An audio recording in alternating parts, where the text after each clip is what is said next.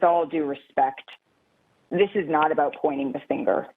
Stop. The fact that it was able to go on all day, the fact that we are sitting here debating whether somebody else should have been suspended or not, we are not here, Stephen A., to further blame women.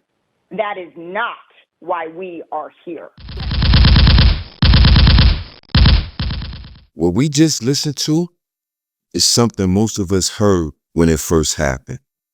Malika Andrews addressing Stephen A. Smith like she was his mama or elder, like he was some disobedient child who committed the worst sin in the history of mankind.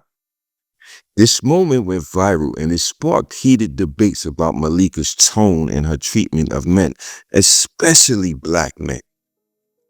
I use this piece as an example because you have to pull receipts when people do interviews and try to play the victim card. As if, the general audience, we're dumb and can't see through the smoke and mirrors. A lot of us are, but most of us aren't. Malika went on NBA star DeMar DeRozan's new podcast, Dinner with DeMar, and refuted the idea she has a problem with black men. To that, I call cat, fam. I believe she has an issue with men as a whole and black men in particular.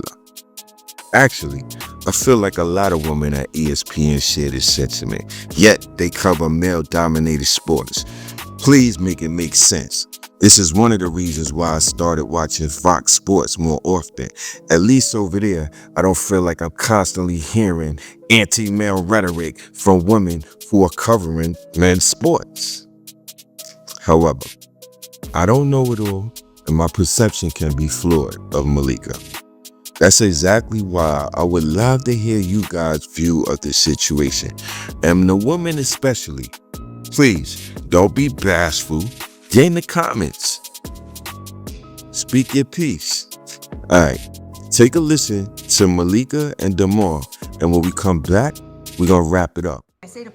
You've heard me say this before. I always say, I want to be two things. I want to be accurate and I want to be fair. For sure, yep. And if I'm not one of those two things, you might not always like me, but this is my number. Please call me. And it is hurtful. Like, I think that's okay to say sometimes. Yeah.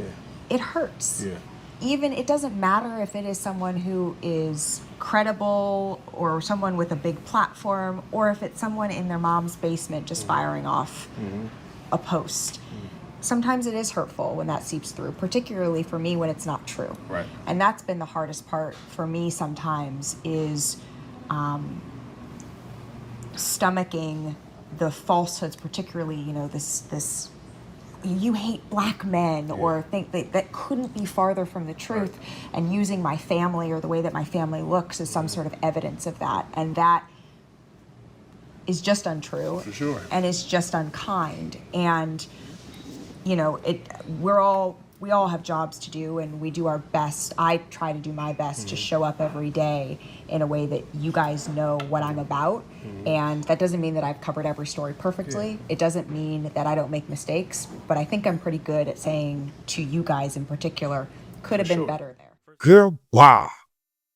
Huh, you kept your girl, bye, twice. All right, so now you heard her response. Are you not entertained, fam? Are you not entertained? I'm sorry, but what I heard was a bunch of horse shit. Excuse my French. But why do I say this? You know why? She never really addressed the issue. All she said was, that's so far from the truth. I rock with DeMar, but he let us slide. Or he could say was, I know it must be hard for you because you have a job to do. Blah, blah, blah, blah, blah. This interview might as well have been a Disney special, fam. Period.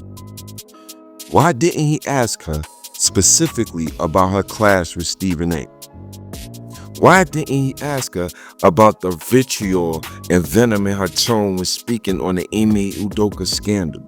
Was that part of her job? Since everyone wants to use the excuse, I have a job to do, right?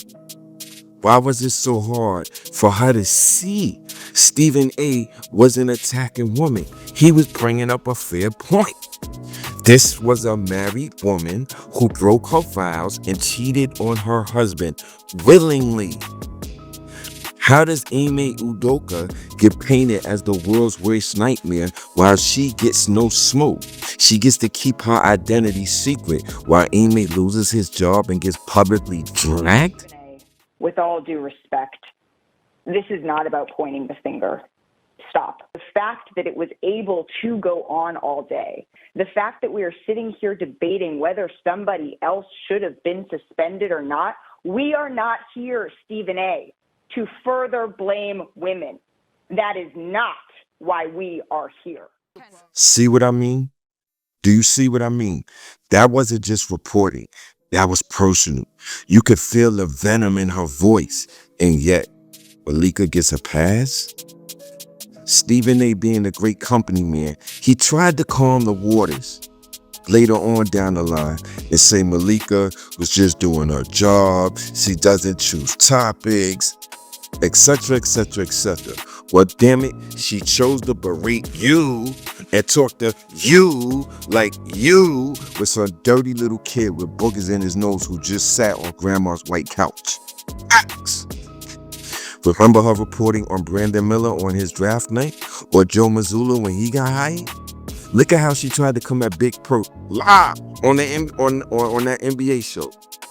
I never see her come at her white counterparts like that. And let's not talk about the Josh Giddey situation and his underage girl scandal. Where was that same energy for him, fam? Listen to her tone when she discusses these topics. Do you hear the bitterness and sarcasm in her voice? Are you serious? And here's the thing. She's not the only one. Molly, Monica, Kimberly, go down the line.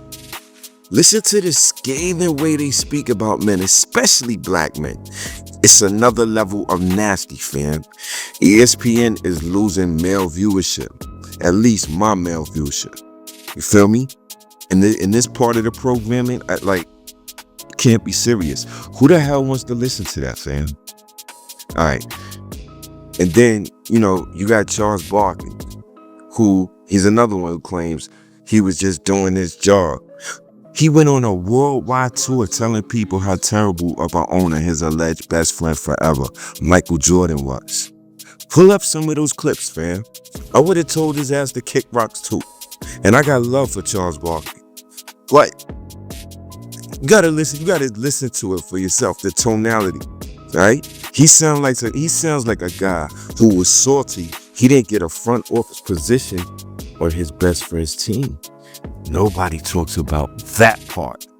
Matter of fact, you know what? I'm gonna do a separate video about that because I would love to hear what you guys think. Anyway, get in the comments, y'all, and turn this bitch up. Do you agree with my take that Malika is full of dog shit? Or do you think she's truly sincere and the perception of her is completely unwarranted? On your way out, do the channel a solid, fam, and smash the like button. It doesn't cost a penny, but it really helps the channel grow. And if you want to be first in line to get this fire content, go ahead and subscribe, fam. Listen, I love you all. Till the next video, be safe and God bless.